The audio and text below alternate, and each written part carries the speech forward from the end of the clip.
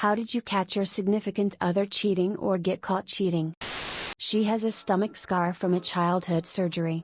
We were way past her being embarrassed about it. Then one day as we were messing around, she started covering it up.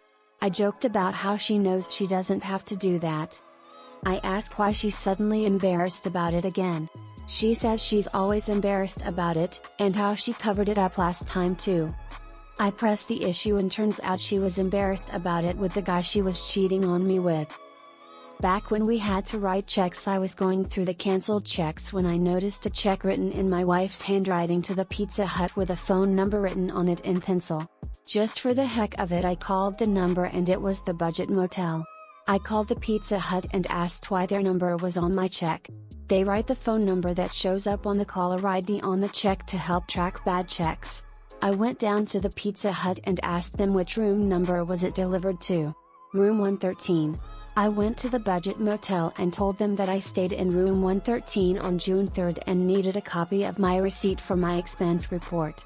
They give it to me and I had the dude's name. Caught my significant other cheating. We were living with another couple in the same house and I felt there was something going on between my wife and the other husband. One morning while I was leaving for work, roommate's wife left at the same time. My wife got into the bath. I kissed her goodbye and locked the bathroom door on my way out. I grabbed a wire hanger and tossed it by the door knowing my wife would be too lazy to get out of the tub to unlock it. Sure enough, when I got home the top of the hanger had been straightened out to unlock the door. When I confronted her, she finally admitted to everything. After dating exclusively for over a year, we decided to stop using condoms and rely solely on my birth control pills to prevent pregnancy. Since we were monogamous, we agreed. 4 to 6 weeks after, I went to the doctor because I thought I had a UTI. I wish. That was the day I was diagnosed with both HPV, genital warts and all, and herpes. When confronted, he admitted he had been cheating nearly the whole relationship. That was 4 years ago and I haven't dated since, because who wants to be with a woman with both HPV and herpes? I was using her computer when Match.com showed up as a previous field entry. I started digging, found one of the emails she'd made a date within her browser cache, printed it out. When she got home I confronted her. She lied, saying she never actually made a date on Match.com. I whipped out the email, priceless moment ensued. BTW, it's XSO now. My girlfriend and I were having some issues and I had my suspicions she was cheating, but she was adamant she wasn't. She was dealing with depression and we were trying to give up smoking weed, but it seemed impossible to do it together. I decided to move out for a while to see if that would help us get our shit together. I moved into a little place around the corner. We were still a couple, just trying a different approach in order to save the relationship. I woke up one morning to find my power had shut off during the night and I had no hot water. So I stopped in at her house to have a shower before work. While I was showering, my girlfriend came in and told me there was someone else there. I suppose she was worried I'd walk into the bedroom and find out for myself. At first I wanted to go and see who it was, but then I realized I was better off not knowing. I didn't want to make a scene. In my mind it was over between us, even though she was insisting that they'd done nothing more than share a bed, our bed. I left, heartbroken but determined not to have a screaming match over it. I ended up finding out who it was. The other woman, we're all women, moved in with her and basically took my place. All the while my girlfriend was coming around crying and trying to win me back. The funny thing is, I ended up staying friends with my ex and I grew to like the usurper. I never blamed her for destroying the relationship. It was already dead, we just hadn't been able to accept it. I'm still friends with my ex almost 12 years later. I refuse to get angry and fight over it. I think it forced me to grow up and I've been a better person since. I had my suspicions that my friend was getting it on with my husband, but I had already filed for divorce for different reasons and moved out. When I was allowed into the home we both owned and I had just moved out of, I quick checked caller ID. Sure enough, my friend had 10 calls to and from the house phone after I moved out. So I called her from that house phone.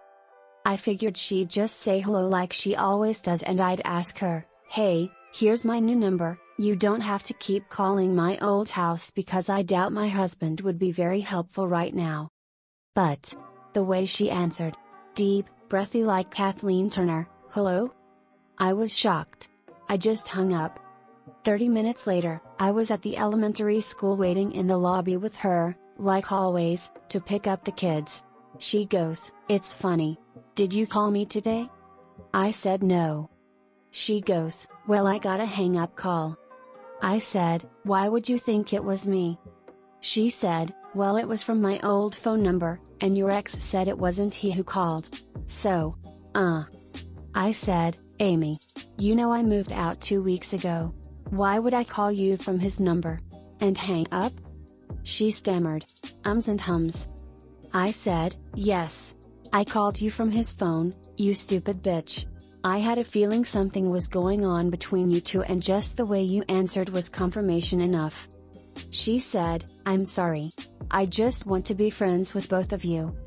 I said, "If you think, even for a single second, that you have the qualities of someone I'd be friends with, you're even more stupid than you look. Have fun fucking one of the most abusive psychopaths you will ever meet. He's your problem now. In 5 years, don't come crawling back to me when your entire family is in therapy and you're broke, you wretched fucktard whore." And I got my kids and walked away. Here it is 7 years later and they just got divorced. She left her email on her laptop open. I had just come home from work, plopped down on the couch, put the laptop on my lap, and there it was. Conversation after conversation about how he couldn't wait to see her again and how she missed him so much, the whole bit. She was in the kitchen cooking dinner while I was reading all this, and I remember at some point she looked up at me and saw me staring at her. I'll never forget how the color drained from her face. She just knew immediately. I must have had fire in my eyes. I demanded to speak to her outside away from the kiddos and her fam. I yelled and I screamed and she mostly stood silent, and cried. No explanations or apologies. It was without a doubt the most awful experience of my life. But, glad to have it all behind me. I read her screen one night while she was texting in bed and she was calling someone baby. The next day while she was in the shower I read her text history. I didn't catch him. He told me. Had a feeling something was up, and the day he told me I just had that feeling of dread. In high school, a guy I've been dating for a year began to leave posts on this girl's wall saying things like "I love you." And she would respond in kind, like, publicly. I confronted her and him separately asking what was going on between them, but they assured me that nothing was happening and that they were just really good friends and she would never do anything to hurt me because OMG we were such good friends. But they kept saying they loved each other on public Facebook walls. Honestly, I don't know what they were thinking. I confronted him again, he admits that they really are in love and dumps me. I was heartbroken until she abruptly dumped him 2 weeks later. Felt good, man. IT by trade for almost a decade. Was married for 6 of those. Had suspicions early on, and soon proved to back up those suspicions. Let it slide for whatever reason, was willing to work on things etc. By the time round 4 happened had enough of the bullshit, confronted again, this time met with more lies etc. Divorce was the only option at that point. Ashley Madison tab open on her computer, figured it was a pop-up. Clicked the login box and it auto-populated. Checked her email. She had been on Ashley Madison for 3 days and made a date. See in her email to the date she had a friend with benefits for the last 2 years, but that was over now. I had no idea. He admitted to it the first time. After that he would frequently reactivate his OkCupid, then flip his shit when I confronted him about it. Sugar, I didn't trust you because you made it very, very clear that you were untrustworthy. Fuck you, Mark. Buddy of mine got texted by another of his buddy while we were working on night shift. 6 hours left of shift. She was at her ex's house. Couldn't prove it 100%. She got pregnant. Guess whose it was? Spoil rhyme single with no kids. I caught him multiple times, but one of the most memorable was while we were in his hometown visiting his parents. Our son was screaming, So I stayed home and fell asleep instead of going to the bar with him. I woke up to a text from him, which was odd, but at the moment I was so tired I didn't realize how out of place it was. The next morning, I was rereading our exchange and realized the text he'd sent was obviously out of context. It was the middle of a very sexy conversation with someone else that he'd accidentally sent to me.